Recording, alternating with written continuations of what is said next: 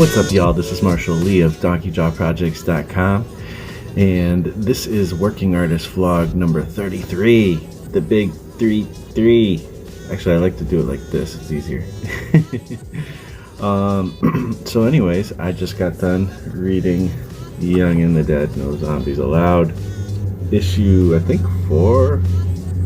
Yep, issue 4, by Mr. Scott Serkland. And it was great. It was really fun.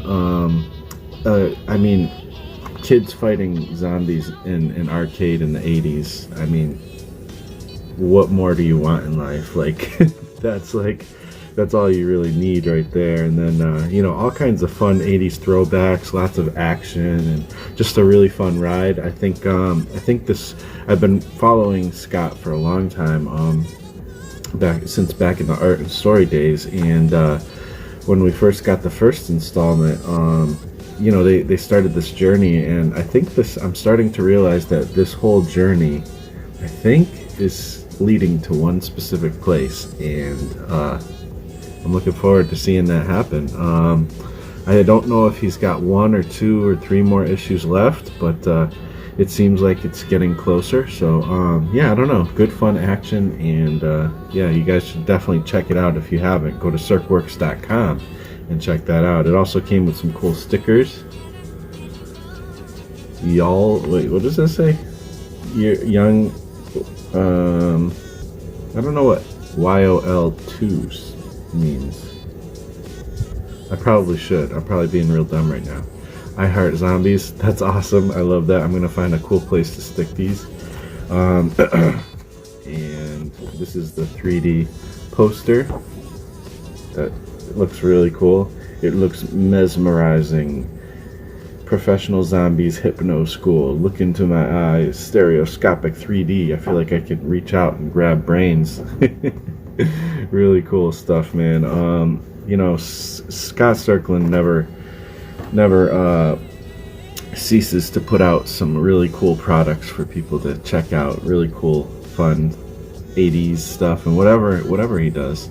So yeah, I love it. You guys should check it out.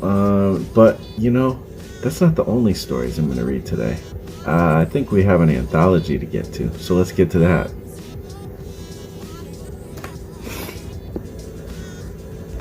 Alright, so I just read Joshua Kimball's story in the anthology, Dragon Learns to Share.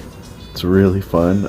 It's just a really charming, kind of simple story, but you know, it shows like the kid logic, and it's nice. It's like a fun little story, and it kind of brings you back to the old days when you were a kid playing with toys and stuff, and just the simplicity of it was just beautiful. And it's really cool because when he usually draws kids in his other comic, like he'll draw himself as a kid, but he'll do it in like a kind of a more cartoony style.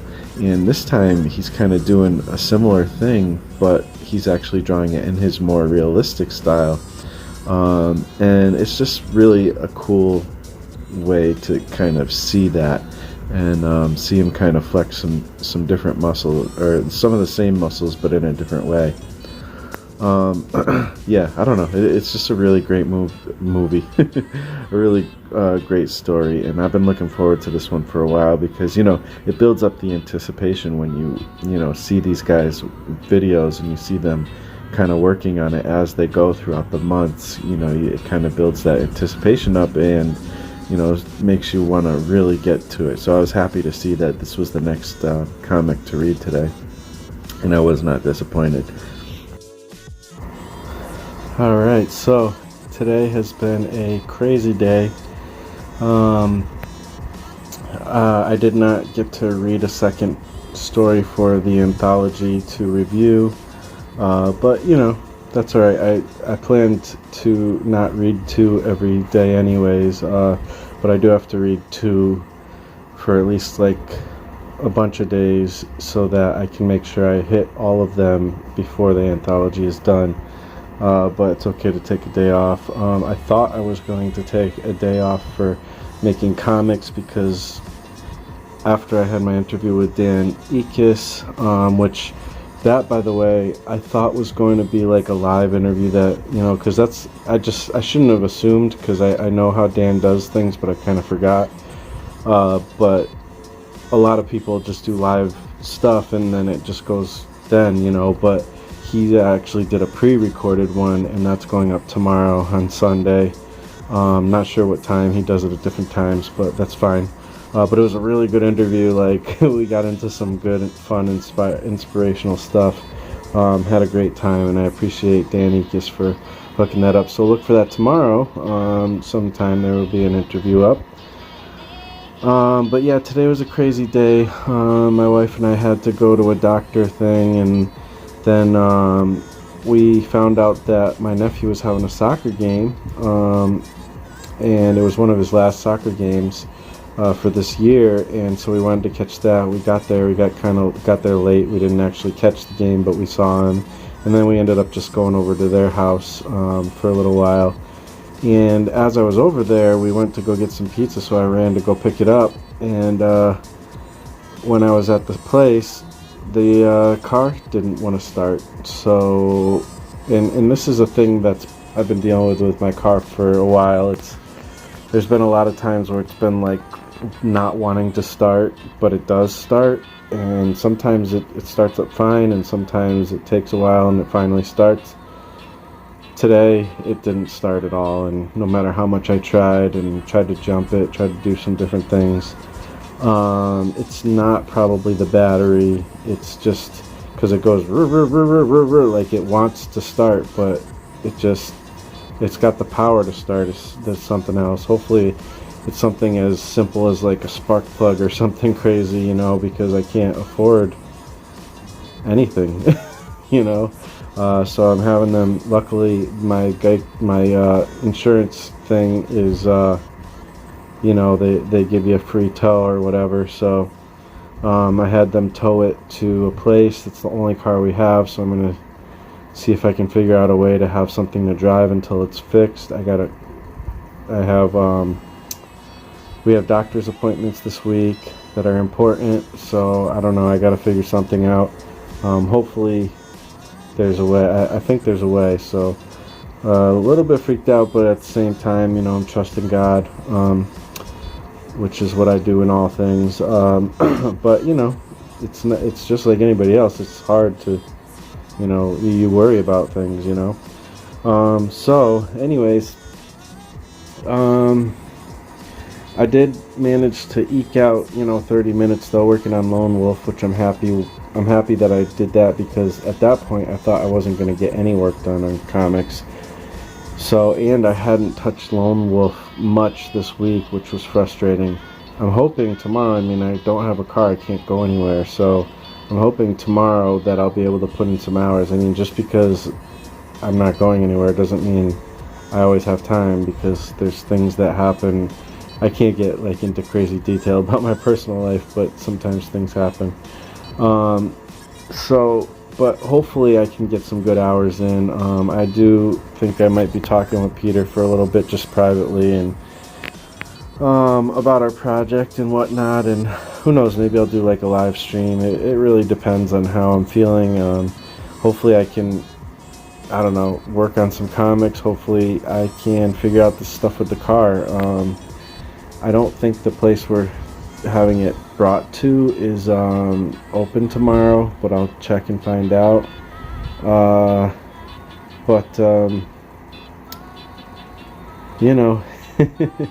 It's just one of those things. So anyways, one thing is I don't have a lot of money, which I said before, and I feel bad because I've been asking for money a lot lately for these crowdfundings, which the anthology, the Lone Wolf anthology, and the Life in Space, the Werewolves and sorry, my brain's scatterbrained. My Werewolves and Unicorns anthology, it's out there, so definitely go check it out. And the links are in the description. But I just want to put it out there. I definitely could use some extra money to make sure I get this car fixed up and stuff. If anybody out there has been thinking of me for you know, some illustration work. You know, maybe you want to pin up for your comic, or you want somebody to do like an alternate cover or cover in general for your comic. You know, I'd love to hook it up, you know, and for, you know, obviously for some illustration pay. You know, I even would be open to possibly doing comic pages, but you know, that's a lot of work, and I can't charge cheap prices for that, you know. I mean, I'll probably lower it down a little bit because I'm kind of desperate, but, you know, I can't go too deep because that'll just screw me over, you know. I'll be in a worse spot than, you know, than I would be if, you know, it's just easier to do a page of illustration, of just one illustration work or something. So I don't know. If anybody's got anything like that they'd like to pass along my way as something to that I can, you know, help you with, you know, then let me know. Other than that, let's see. I did have some things I was thinking about today. Like, one thing is, how do you manage like line weights? Like, especially digitally, it's kind of weird. There's this like weird divide digitally and physically, like when it comes to inking and stuff, where, you know, you have endless opportunities for different kind of line weights and textures and different kind of, like, you have every pen at your disposal you could possibly ever want. But that almost makes it harder for me, you know. I like having limitations. That actually helps me. But the one thing, even when it's physical, I'm not great at managing line weights. First of all, I think I'm kind of like lazy. Like, I don't like to, you know, pull out a pen and then use that for a little bit and then pick up another pen, take the cap off, or whatever you got to do. Like, I don't like to use multiple tools. I just want to sit there with one tool and do the thing. And, you know, that probably comes from the years and years and years that I pretty much only drew with pencil. And so I just did everything with the pencil, you know, basic number 2. But, you know, now I kind of would like, obviously with inking, you know, you have different line weights. It's important to have different line weights unless you're doing certain styles that everything is uniform, but I don't want to do that. So, you know, I have a hard time because, you know, it's hard to know on the computer actually, because the page size is different. Like, you're working on something that's equivalent to like the typical 11 by 17 page size, but you don't think of it that way because my screen isn't that size. So I'm like I'm blowing things, zooming in, zooming out. There's different, you know, resolutions. So if I'm working in 300 DPI, it gets a little pixelated when I go really close in. If I'm working at 600, it doesn't so much, but still it gets like confusing when you're zooming in and zooming out, and you don't get to zoom in and zoom out exactly when you're working traditionally. So it's not like, it's easier to just kind of go at the page and do it, you know what I mean? But even physically, I have a hard time, like I end up using a brush tip usually, because then I don't have to switch out pens or whatever. But even then, I still have a hard time managing line weights and stuff. So I don't know, just kind of ranting about that, I guess, or talking about that. It's something I definitely haven't mastered yet. If anybody out there has any tips on managing that kind of stuff and kind of not getting caught up in stuff with that, you know, let me know. So anyways, other than that, that's kind of what I was thinking about today as I was working. And yeah, I really appreciate you guys hanging out with me and watching these vlogs. And yeah, you guys rock. I think I'm going to end it here, and I'll talk to you tomorrow. Peace out.